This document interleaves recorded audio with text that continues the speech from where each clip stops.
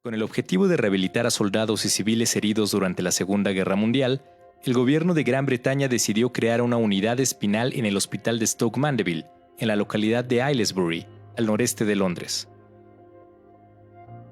En ese entonces, Sir Ludwig Guttmann, encargado de dicha unidad espinal, tomó la decisión de introducir al deporte como herramienta de recuperación física y psicológica para los pacientes.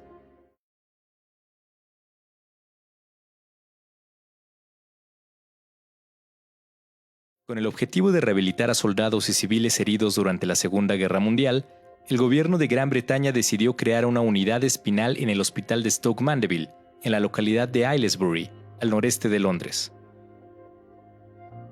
En ese entonces, Sir Ludwig Guttmann, encargado de dicha unidad espinal, tomó la decisión de introducir al deporte como herramienta de recuperación física y psicológica para los pacientes. Esa elección incentivó la competencia entre los pacientes a través de la recreación y de las actividades deportivas. Años después,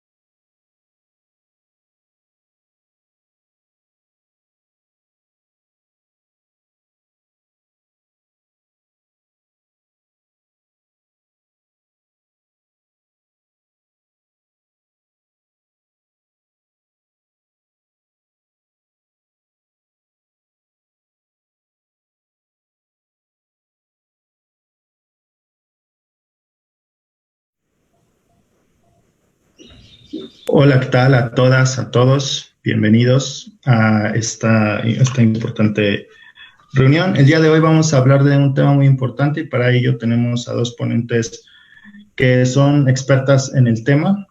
Y bueno, para ello pues quiero introducirlas a cada una de ellas y por supuesto le doy la bienvenida tanto a Patricia Brockna y a Alejandrina Zamora. Primeramente voy a empezar por introducir a nuestra primera ponente, que es Patricia Brockna. Ella es licenciada en terapia ocupacional por la Universidad Nacional de Quilmes. También es maestra en integración de personas con discapacidad por la Universidad de Salamanca, maestra y doctora en ciencias políticas y sociales por la UNAM. Actualmente es profesora asociada de tiempo completo de la Facultad de Ciencias Políticas y Sociales de la UNAM y docente de posgrado en la UNAM y otras universidades de México y Colombia. También es investigadora del Programa Universitario de Derechos Humanos de la UNAM y responsable del Seminario sobre Discapacidad desde 2013. Es miembro de la Red de Investigadores sobre Discriminación y miembro de la Red Interuniversitaria Latinoamericana sobre Derechos de Personas con Discapacidad y Derechos Humanos. También es coordinadora y autora de numerosas publicaciones. Nuevamente, te doy la bienvenida, Patricia, y muchísimas gracias por estar aquí. Muchas gracias por la invitación. Ahora me permito introducir a Alejandrina Zamora. Ella es contadora con estudios en Administración Estratégica de Recursos Humanos y está vinculada con el mundo del deporte y también ha sido atleta. Y gracias a esta situación, pues ella ha tenido la posibilidad de tener experiencia en el ámbito como entrenadora y como dirigente, lo cual ha dado como resultado que ella haya desarrollado dos programas muy importantes a nivel nacional en materia deportiva y uno a nivel institucional. Gracias a estas acciones que ha hecho, logró conformar una selección nacional paralímpica en tiro con arco y en la Federación Mexicana de Deportes sobre silla de ruedas. También ha logrado implementar una estrategia para alcanzar la automatización tecnológica y de desarrollo humano nacional. Al interior de nuestra universidad, la Universidad Nacional Autónoma de México, actualmente, gracias a las actividades que ella realiza, pues se ha logrado una inclusión de personas con discapacidad, teniendo presencia en 4 de las 5 federaciones nacionales paralímpicas en diversas disciplinas deportivas, así como una diversidad de preseas nacionales e internacionales. Por lo cual, igual me permito nuevamente darte la bienvenida, Alejandrina Zamora, y gracias por estar aquí. Muchas gracias, Aldo. Gracias. El día de hoy uno de los temas de los cuales por los cuales están ustedes convocadas aquí y del cual vamos a estar hablando es acerca del tema del deporte y, bueno, la importancia que todo esto conlleva. Para ello, en primer momento, me gustaría que Alejandrina Zamora empezara con la exposición del tema. Adelante, Alejandrina. Pues muchas gracias por la invitación, muchas gracias por esta presentación. La verdad, para mí es un placer compartir este escenario con Pato, con Patricia, con la doctora. Hemos trabajado mucho sobre el deporte, más que una exposición, pues la idea era mucho este conversatorio de saber cómo ha avanzado nuestro deporte y cuánto ha avanzado, sobre todo también en nuestra comunidad universitaria, cómo ha avanzado esta inclusión, qué estamos trabajando y qué estamos haciendo por el desarrollo de algo que debe ser parte de nuestra vida cotidiana y fundamental, ¿no? Como es la activación física. Más allá de un deporte, más allá de una práctica deportiva estructurada, federada, esta activación física que todos los seres humanos y todos los cuerpos tenemos derecho a tener y hacer, porque es un derecho y es una obligación. Nuestro cuerpo está diseñado para mantenerlo activo, vivo, en movimiento. Si bien me queda claro que en la discapacidad hay pues muchos enfoques para hacer y practicar una actividad física, creo que todos podemos tener esta posibilidad y debemos hacerla para mantener a nuestro cuerpo activo y de forma saludable. Muchos de si nos ponemos un poquito a ver sobre esta parte de los derechos, híjole, en el deporte estamos muy desprotegidos, era lo que le decía a la doctora Brockman, tras bambalinas, como se dice. A mí realmente me gustaría mucho, ella como investigadora, preguntar qué hacen los expertos como ella, ¿no? Para empezar a articular algo que se lanza al espacio, algo que se lanza a la vida, como esta parte que sumo, que te digo que es un derecho, pero una obligación humana, personal. Creemos que si no nos mandan y no nos dan activación física desde la escuela o no nos dicen practica y haz ejercicio, no es nuestra obligación y es todo lo contrario. Al tener que ser puesto ante algunos artículos, ¿verdad? En la Convención Internacional de los Derechos de las Personas con Discapacidad, en la Ley de Deporte Física, de Cultura Física y Deporte, en tener en México una organización llena de federaciones, en tener una institución pública que nos da algunos recursos o reparte algunos recursos por el hecho de competir, se nos olvida la verdadera parte fundamental de lo que es practicar una activación física, más allá de un deporte. El deporte termina siendo una disciplina a la que hay que practicar, repetir, y es como una carrera profesional que si queremos tener grandes logros, bueno, tenemos que hacer una serie de estrategias, además de una disciplina, y para eso existimos, pues muchas de las instituciones y organizaciones para poderlos llevar con ese fin. Pero en realidad debemos hacer esta cultura pública, esta cultura humana, esta cultura desde las instituciones, de tener no solo el derecho, sino la obligación de practicarlo. Pero también que no solo sea en el discurso, ¿eh? Porque pues podemos hablar de la accesibilidad, y mucho se ha hablado de la accesibilidad física, pero definitivamente esta accesibilidad humana, esta accesibilidad de una verdadera disposición desde las autoridades, desde toda la gente que se suma a estas instituciones, yo creo que esa es la verdadera accesibilidad, porque la accesibilidad además se ha diseñado en un logo que seguramente la doctora Brockman ahorita nos va a dar. ¿Para qué les doy tantos antecedentes? Pero hay todo un diseño, pero en verdad se practica, en verdad se hace. ¿Qué pasa con nuestra comunidad? Que hoy que las redes nos ayudan y nos fortalecen para poder comunicar, ¿en dónde está este acercamiento con nuestra comunidad con discapacidad? Hoy en la Dirección de Deporte Universitario estoy muy agradecida porque para nosotros en la discapacidad yo lo estoy viendo como una gran oportunidad de replicar lo que hay, de esta parte que no se daba a conocer, de esta parte que se tenía oculta, de dar a conocer a los verdaderos actores de este tema, que son los atletas, la comunidad universitaria. Tengo la fortuna de tener en el equipo que se ha ido incrementando, porque no todos compiten para nada, que sus discapacidades ni siquiera sé si van a poder ser en un momento determinado clasificados, que ese es otro tema que pareciera discriminación o no discriminación, porque para poder practicar de una forma competitiva el deporte, ya estamos entrando en que tienes que cubrir ciertos factores de,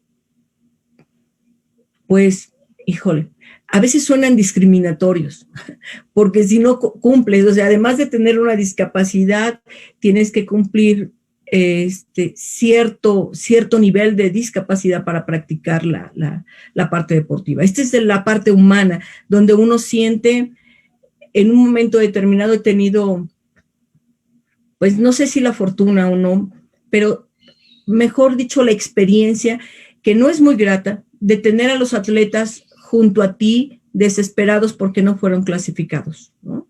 Porque no alcanzan una clasificación y se prepararon para ir a una competencia y en ese momento te digan, perdón, pero para este deporte olvídalo o espérate a que tu discapacidad sea tan severa, evolucione de tal forma que entonces pueda ser clasificado, ¿no? Entonces, sí es un tema de muchas aristas, que me queda claro que si yo me pongo ya como una persona federativa que lo intuye, bueno, pues entonces se los daría con otro discurso. Definitivamente, bueno, hay que cumplir estos requisitos y esto es con la finalidad y el objetivo de que la práctica deportiva sea en igualdad de condiciones. Pero yo lo que creo es que hoy tenemos que hacer y buscar la forma de que todos hagamos una actividad física o practicar un deporte, que para eso es el deporte adaptado. Basta con cualquier adecuación que le tengamos que hacer, tanto sugerirle a la persona que utilice cierto implemento para la práctica y facilitar esta acción, como para, en la parte física, tener la opción de poder llegar a este tipo de espacios y poder desarrollarla. Ahí se convierte en un deporte adaptado y definitivamente deberíamos de buscar estas formas de que en verdad podamos llegar a practicarlo. No más allá de un espacio, también nuestros horarios, también que haya personas especializadas. Mucho de lo que llega a suceder es que nos otorgan ciertos recursos, tenemos ciertos espacios, pero no hay un personal sensible, susceptible y capacitado para el trato de las personas con discapacidad. Y no estoy hablando que requieran un trato o una especialización que no existe en México, total, sino hay que partir de esta parte humana, partir de que los entrenadores se ocupan para esto y partir de las escuelas que tenemos para poder fomentar. Creo que desde la parte educativa nos estamos perdiendo esta inclusión en el vocabulario y no solo en el vocabulario, en la materia para los educadores, ¿no? Entonces, sí quería aprovechar este espacio para decirles que soy una afortunada de poder desarrollar y decirles a cualquiera que se activen físicamente, que ahorita, a pesar de la pandemia, la activación física, si bien es cierto, a veces no es la más eficiente, pero sí hay mucho que podemos hacer y aprovechar las redes, porque muchas o varias de las dificultades que tenemos las personas con discapacidad a veces son los traslados. Si bien es cierto que también los espacios dentro de nuestros recintos no determina el suficiente, bueno, no es cierto. En verdad, yo los quiero invitar a que hagamos una cultura deportiva, una actitud diferente para poder practicar la activación física. Pero también quiero, invitando y aprovechando a la doctora Brockman, que es, como lo saben, investigadora de todos estos casos difíciles y que articula toda esta información, o por lo menos trata de ponerla en la mesa para decir por dónde podemos ir, y al hacer un buen diagnóstico, por dónde podemos articularla, y no solo se quede en este espacio, ¿verdad?, donde o eres competitivo o no, ¿no? Y si no, pues ¿para qué practicas deporte? Haz otra cosa. Y si practicas un deporte no tienes que ser competitivo y no pasa nada si no llegas a Juegos Paralímpicos. Hay una escalada en la actividad física y en el deporte que tenemos que ir preguntando, investigando, y esta es una gran oportunidad de poder comunicar, y que por eso agradezco el espacio, y que agradezco el espacio que también estamos teniendo en otras cápsulas sobre el deporte adaptado. Muchísimas gracias, Alejandrina. Bueno, en un momento más volveremos contigo. Y bueno, ahora me gustaría a mí escuchar lo que tiene que decir Patricia Brockman acerca de este importante tema que es el de deportistas paralímpicos y el derecho al deporte de las personas con discapacidad. Y bueno, adelante, Patricia, tú tienes la palabra. Gracias. Tienes apagado tu micrófono, Patricia. Sí, ahorita, gracias. Gracias, Aldo. Yo voy a compartir, si es posible, una presentación muy breve, pero me gustaría retomar algunas de las cosas que justamente mencionaba Alejandrina, porque hace unas semanas atrás vino a una de las clases que doy en la UNAM Emiliano Naranjo, que es un profesor de educación física, licenciado en educación física con parálisis cerebral de Argentina. Durante toda su primaria él no pudo hacer educación física en la escuela, estaba exceptuado. Entonces quiere decir que estaba aprobado y no podía hacerlo.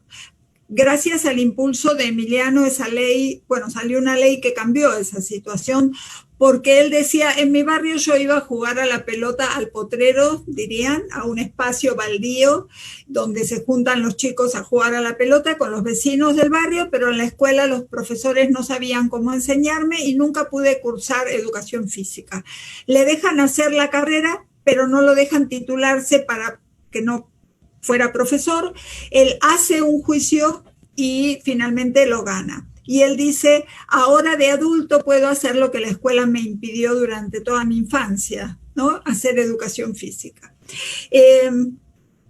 Creo que tocó puntos importantes Alejandrina justamente en esta distinción entre el deporte competitivo, el deporte recreativo.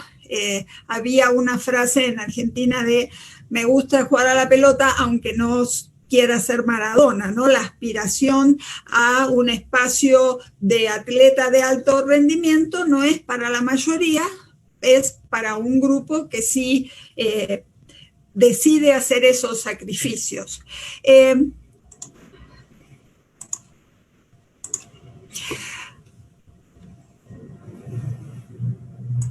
Comparto más que nada para que no se me vayan las ideas. Justamente en la plática que me pedían tocar era el tema de deportistas paralímpicos y el derecho al deporte de las personas con discapacidad, y creo que en el espacio paralímpico o paralímpico hay una gran contradicción respecto al derecho en el deporte. Los Juegos Paralímpicos no son Juegos Olímpicos, es otro comité, están bajo otros paraguas, no usan el mismo símbolo, y los juegos se realizan en la misma ciudad, pero no en el mismo tiempo, no son simultáneos. Por lo tanto, repite un poco la lógica de los espacios segregados y los carriles paralelos siempre separados, o sea, que nunca se tocan. Eso quiere decir para, ¿no? Lo que corre al lado de, como universos intocables. Cuando en 1960 inician los deportes paralímpicos, pero México se niega a organizarlos en el año 68, en el cual en ese año se disputaron en Tel Aviv, y tuvimos que esperar 20 años para que una sede olímpica albergara también eventos deportivos paralímpicos. Y fue a partir del 2001 cuando se hizo oficial y obligatorio que una ciudad candidata a albergar los Juegos Olímpicos también albergara los Juegos Paralímpicos. Hay una frase de Kate Armstrong que yo retomo incluso en un change que hice, que dice: los paralímpicos representan el apartheid en el deporte.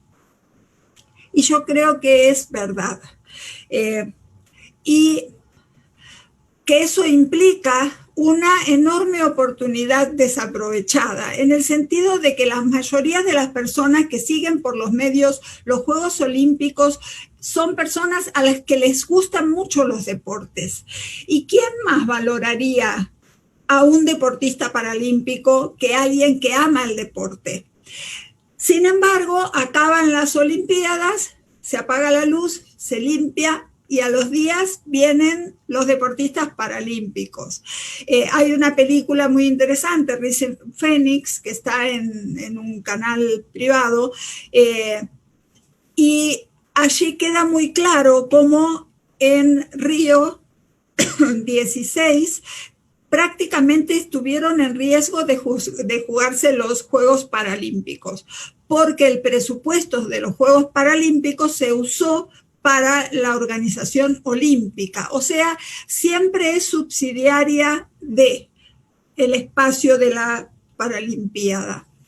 Y entonces yo me preguntaba, ¿quiénes pueden justamente valorar más a deportistas con discapacidad que aquellas personas que aman y aprecian el deporte? Y finalmente lo que sucede es que las Olimpiadas las miran las personas que aman los deportes y las Paralimpiadas las miran muchas menos personas que tienen interés en la temática de la discapacidad. Sin embargo, hay arqueros, como el ejemplo de Aim Dong-Jun, que es ciego legal, y él jugó tanto en Olimpiadas como en Paralimpiadas. Hay muchos deportistas que han cruzado esa línea, por lo tanto, tendríamos que cambiar la forma de pensar y destruir ciertos estereotipos que nos cuestionan y nos naturalizan de que las personas con discapacidad tienen que jugar en un espacio separado que termina siendo un espacio desvalorizado de exclusión de la discapacidad en el ámbito del deporte. Como sé que estoy jugada de tiempo, prefiero adelantar un poquito y mencionar que hubo un deportista paralímpico, Abdelatif Baka, que también tiene una discapacidad visual. Él marca en las Paralimpiadas un mejor tiempo que el olímpico. O sea, que si hubiera podido competir en las Olimpiadas, hubiera ganado. Y no pudo competir porque tenía un diagnóstico y porque hay un sistema organizado en espacios separados y paralelos en el cual una persona con discapacidad no puede competir. Entonces, bueno, sería posible revisar categorías porque han competido muchos deportistas con discapacidad en Olimpiadas, muchos han ganado medallas, pero como siempre sucede, la discapacidad nos confronta con aquellas categorías divisorias, con aquellas cajas que tenemos establecidas en el sentido de dónde va tal persona en función de cómo la clasificamos. Si la discapacidad rompe ese esquema clasificatorio, si dejamos que en el deporte rompa ese esquema clasificatorio, vamos a tener seguramente experiencias muy enriquecedoras. Estamos viendo diferentes deportistas con discapacidad que han jugado en Olimpiadas en diferentes tiempos. Y me interesa el caso de Óscar Pistorius porque fue una persona con doble amputación que pidió correr ya no como paralímpico, sino como olímpico, y al principio le dijeron que no porque iba a tener ventajas con sus piernas. Finalmente corrió y perdió, luego volvió a la Paralimpiada. Y este caso es reciente, el de Blake Lipper, que también es un doble amputado al que le negaron correr con prótesis en los Juegos Olímpicos. Y fíjense ustedes qué paradoja. No va a poder correr en los Olímpicos porque le va a ganar a las personas con discapacidad, sin discapacidad, perdón, pero va a tener que correr con personas con discapacidad. Solamente porque tenemos estructurado un sistema paralelo de Olimpiadas y Paralimpiadas. Claro que habrá que revisar muchas cosas, habrá que revisar cuáles son aquellas situaciones que ponen en desventaja real a un competidor respecto al otro, pero seguramente el diagnóstico va a tener que dejar de ser, y ojalá en poco tiempo, un criterio para dividir y separar a competidores a deportistas de alto rendimiento. Y esta idea no es solo mía, aunque la haya escrito en el año 2012 en un change pidiendo firmas contra los Juegos Paralímpicos, porque el mismo director del Comité Olímpico Internacional en el año 2012, y yo esta nota la encontré después, decía que posiblemente después del 2020 se fusionen las Olimpiadas y las Paralimpiadas. Gracias. Muchísimas gracias, Patricia. Es muy, muy importante y muy relevante lo que dice, sobre todo el asunto de Emiliano Naranjo, que sí es un caso muy ejemplificativo acerca del tema de discapacidad y los derechos de las personas con discapacidad para acceder a estos derechos. Y bueno, en ese sentido, me gustaría ahora darle la palabra de nueva cuenta a Alejandrina Zamora, porque bueno, como lo mencioné al principio de esta transmisión, pues Alejandrina, tú has tenido esa experiencia tanto como entrenadora, pero también tú en tu vida como deportista. Entonces, a mí sí me gustaría saber tu punto de vista acerca de lo que acaba de decir Patricia y bueno, va a ser muy enriquecedor lo que nos tienes que decir. Adelante. Gracias, gracias. Pues sí, es muy interesante. Todos estos antecedentes que da Pato, definitivamente. Déjame decirte, para que te termines de infartar más todavía, porque y esa experiencia personal también, porque en la escalada de niveles, te puedo decir que los chicos con discapacidad visual, que en el deporte son ciegos y débiles visuales, para evitar controversias, no existe en Juegos Paralímpicos aún. De hecho, apenas se están clasificando internacionalmente, apenas se están creando mundiales en el tiro con arco, por ejemplo. Y lo decías muy bien.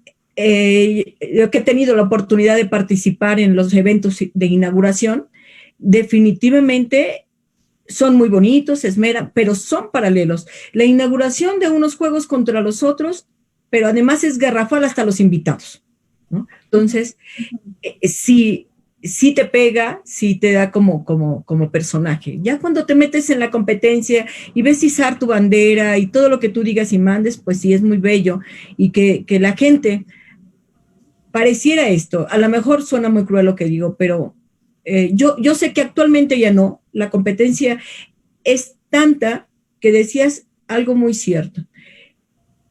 No habría que analizar cuál es la ventaja y la desventaja, porque la posibilidad que tiene una persona en la competencia con una con discapacidad, con una que no lo tiene, bueno, uno le puede dar la vuelta y eso va a ser muy difícil de reconocer y aceptar, ¿no? Por una parte.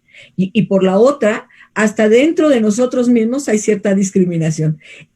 Rápidamente te comento una anécdota. Estábamos en un selectivo con 2 segundos de diferencia del propio tiempo del atleta que yo llevé para poder participar en los Juegos Parapanamericanos. Entonces llegamos al selectivo y para que él no corriera solo por el tema de las clasificaciones, le dijeron, oye, puedes correr con los chicos con discapacidad intelectual, que también van a hacer sus marcas, cada uno en su categoría, al final de cuentas van a cronometrar. Y efectivamente lo corrió con ellos y adivinen qué, perdió. Él era un amputado de una mano, bueno, nació, es una discapacidad congénita, nació sin una mano, pero subestimamos entre nosotros mismos a una discapacidad intelectual que los chicos, ese es otro tema, de verdad, deberían de ver las ganas y ellos, los nervios los saben hacer a un lado perfectamente, cosa que con la discapacidad motriz, él no estaba preparado para eso, mucho menos que lo ganaran. Y ahí es donde entra una mentalidad grande, por lo que decías incluso de los entrenadores.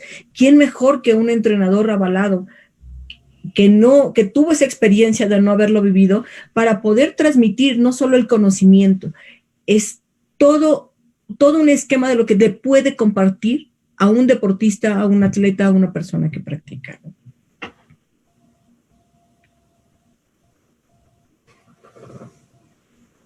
Sí, así es. Es muy, muy importante esa cuestión, incluso también retomando un poco de lo que ya han dicho hasta este momento ambas en las exposiciones, pues también esas diferencias se ven a un nivel de política pública y también se ven materializada en el momento de el presupuesto que se le asigna a cada uno de los deportistas.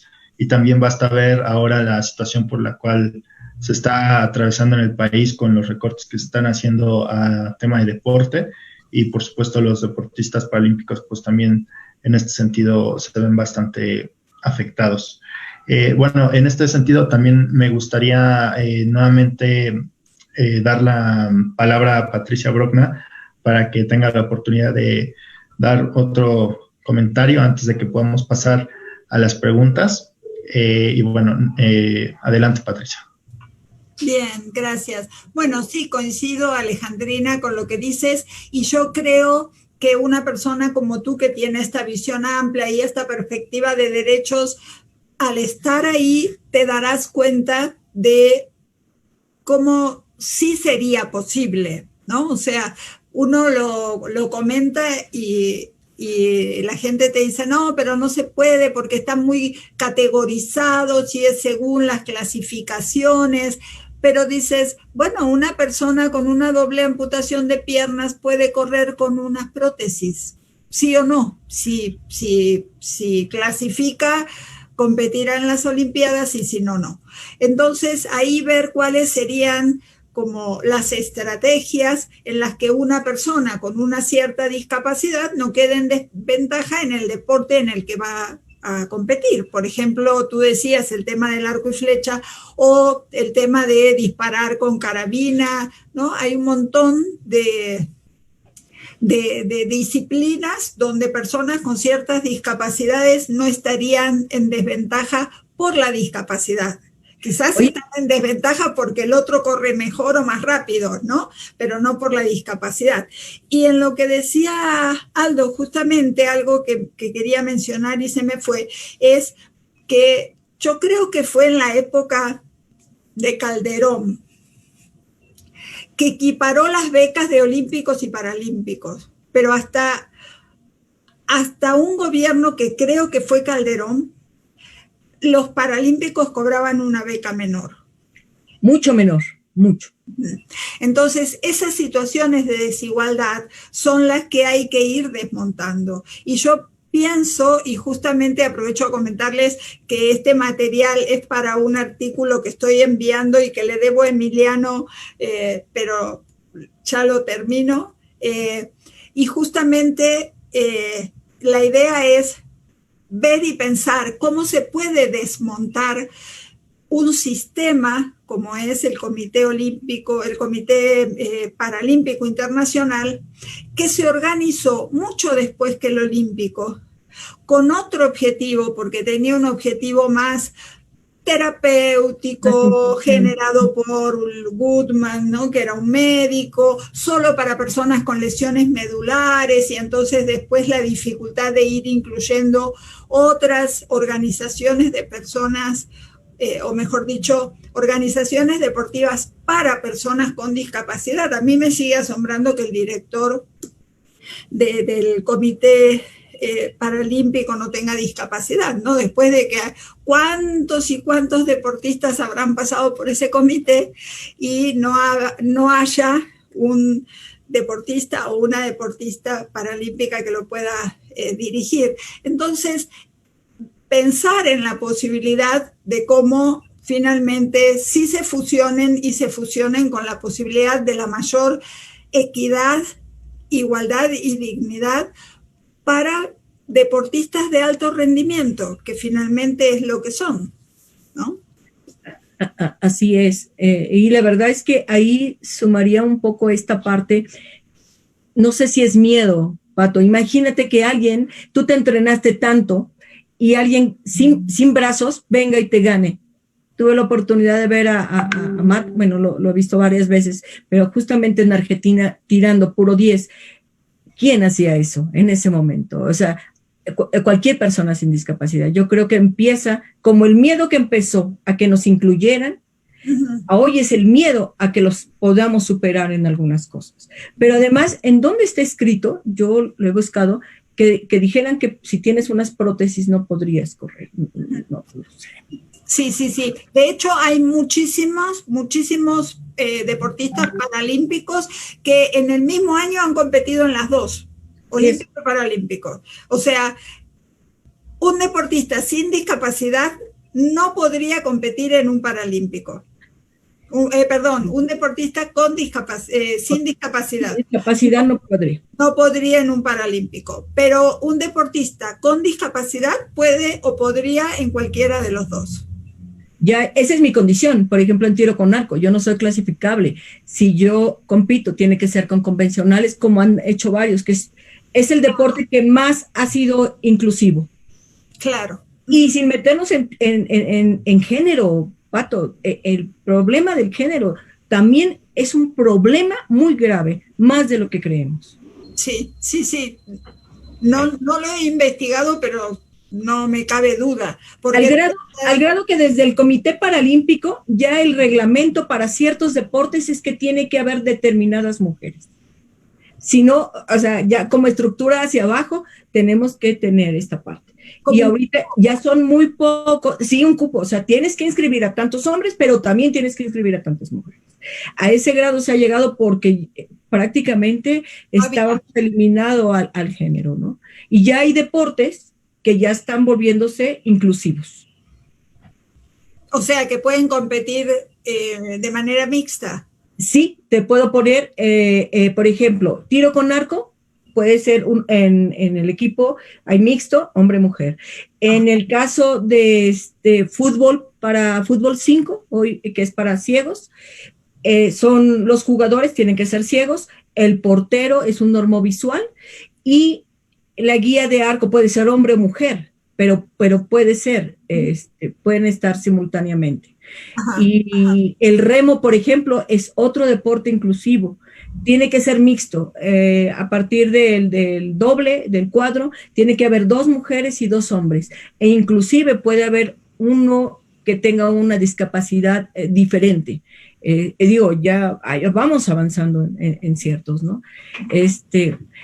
Son los deportes más que ahorita se está dando más inclusivos. Sí, y veía justamente que los directores de los dos comités tuvieron hace poco una reunión y otra vez se vuelve a hablar de que en un tiempo, entonces evidentemente el proceso está, pero sí hay discursos en esta lógica de no pueden competir juntos, van a estar siempre en desventaja y sobre todo esta idea de que el deporte paralímpico se basa en superhéroes y en personas que son ahora sobre, ¿no? Y súper maravillosas. En Rising Phoenix ponen un cartel, gracias por el precalentamiento, como que los paralímpicos le agradecían a los olímpicos que hubieran caldeado el ambiente, digamos, porque ahora ellos podían competir. Entonces, creo que eso no le hace bien a las representaciones de la discapacidad. Esto de mostrarlos como sobrehumanos, ¿no? Y de hecho, ya ves que hay una frase que emana de esa película donde dicen que los héroes se hacen ahí con los paralímpicos, ¿no? No nacen en el olímpico, se hacen. Sí, esto ya es así como muy espectacular. Pero también tenemos que pensar en otra parte, Pato. Si bien es cierto que deberíamos de tener esta oportunidad, yo creo que más que seguir haciendo 2 comités, es la oportunidad que tienen los deportistas de alto rendimiento para poder estar donde quieres estar. Porque también hay gente que aunque quiera, será un mundo muy complicado y que también tienen que tener esta oportunidad. Sí, que también es por otra razón que tienen que hacerlo paralelo. Pero sin esta discriminación habría que hacer un lenguaje pues mucho más amplio. Claro, pero yo me imagino, por ejemplo, a un jugador de bocha, a una persona con parálisis cerebral, que sí, va a estar en desventaja si viene una persona sin discapacidad y tira la bocha con la mano, ¿no? Claro. Pienso.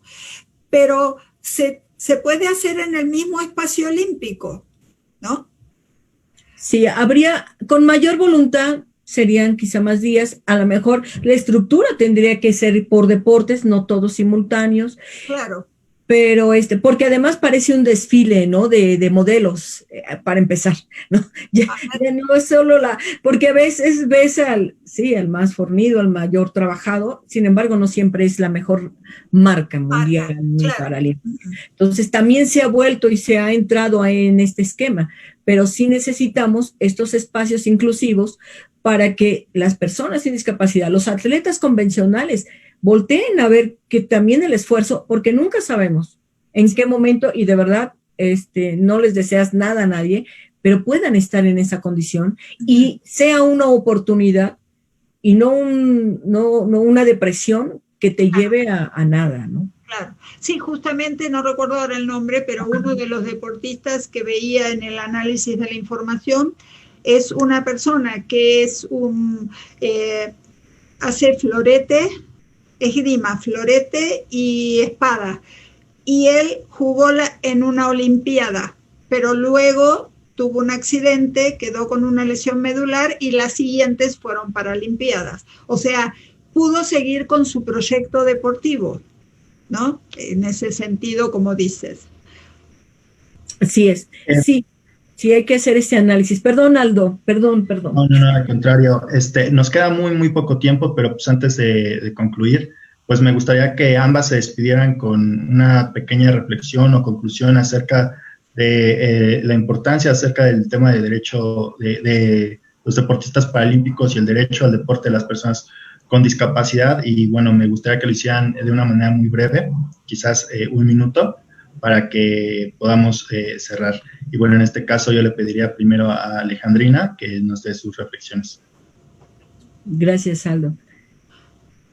En realidad yo quiero invitar a las mismas personas con discapacidad a que por amor a ellas practiquen cualquier actividad física, aunque les digan que no se puede. Claro que se puede, siempre hay una opción, siempre hay una oportunidad. Hoy les puedo decir que quien decía que para las personas con una discapacidad severa, motriz, y que tan severa que solo puedan mover incluso una mano, no podían jugar fútbol. Hoy hay fútbol en silla motorizada que lo están haciendo.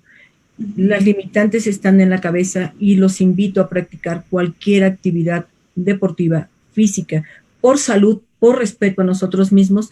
Así vamos a poder respetar y conseguir el lugar en la escalada de competencia hasta donde queramos llegar. Gracias. Muchísimas gracias, Alejandrina, por tu aportación, por estar el día de hoy aquí y sobre todo por todo lo que nos has comentado.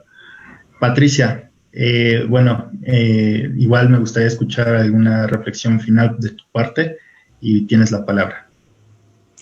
Bien, bueno, en lo particular no soy una persona deportista, sí lo es mi hijo, que siempre vivíamos en un lugar de nieve y siempre estaba y está ahora que vive en otro lugar de nieve haciendo deportes tanto de invierno como de verano. Pero sí tuve la enorme suerte de que en Patagonia, donde vivía, había una hermandad entre esa región de Patagonia y Montana a partir de una organización internacional. Y entonces llevamos al pueblo de San Martín de los Andes, de hecho se quedaron en mi casa, a 3 instructores de esquí en silla de ruedas.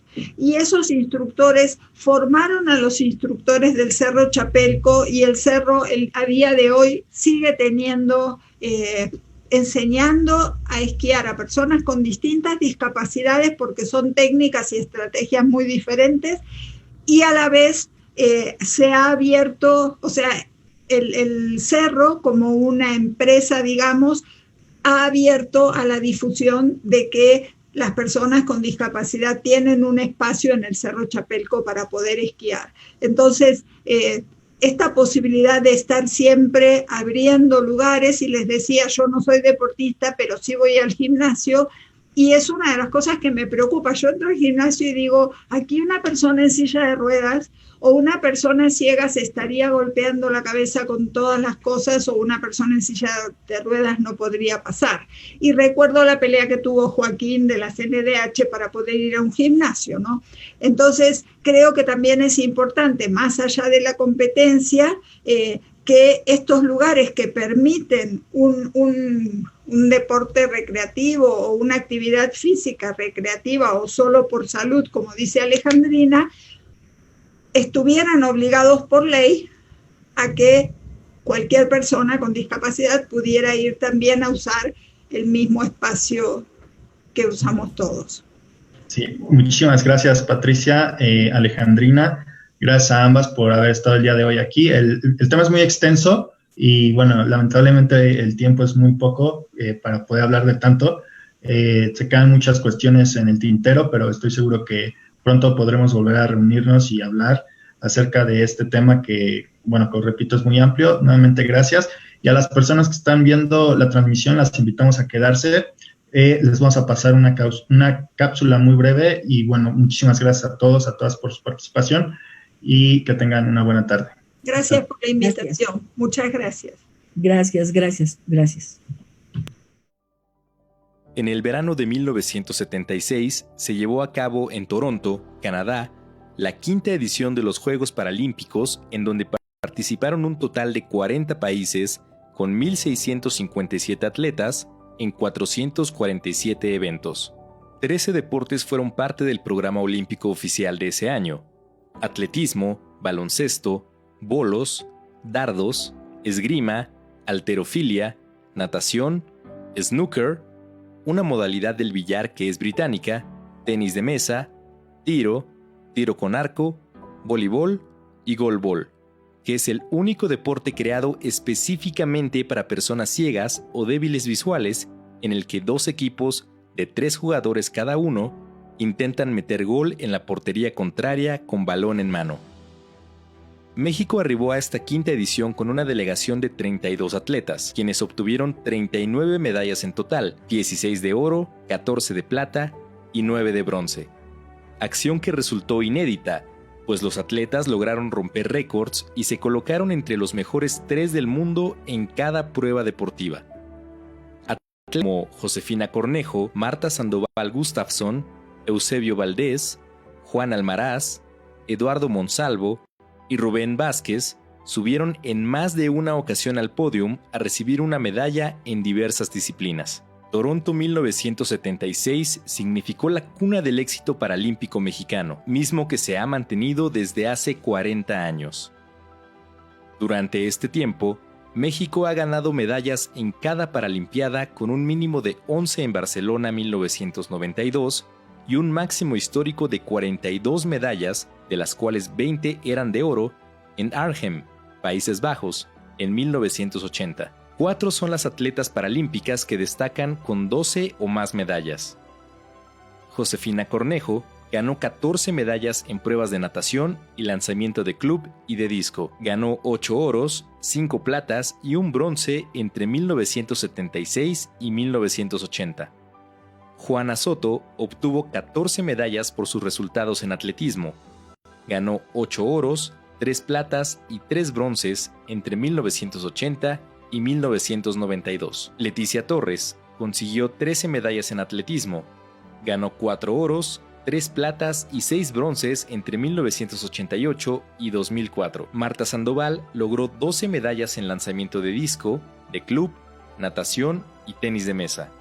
Ganó 6 oros y 6 platas entre 1976 y 1980. Actualmente, en el país existen 5 federaciones deportivas cuyo objetivo principal es detectar, apoyar y desarrollar el talento de las personas con alguna discapacidad en un ambiente de competencia. Estas son la Federación Mexicana de Deportes sobre Silla de Ruedas, la Federación Mexicana del Deporte para Ciegos y Débiles Visuales, la Federación Mexicana de Deportes para Personas con Parálisis Cerebral, la Federación Mexicana de Deportistas Especiales y la Federación Mexicana de Deportes para Sordos.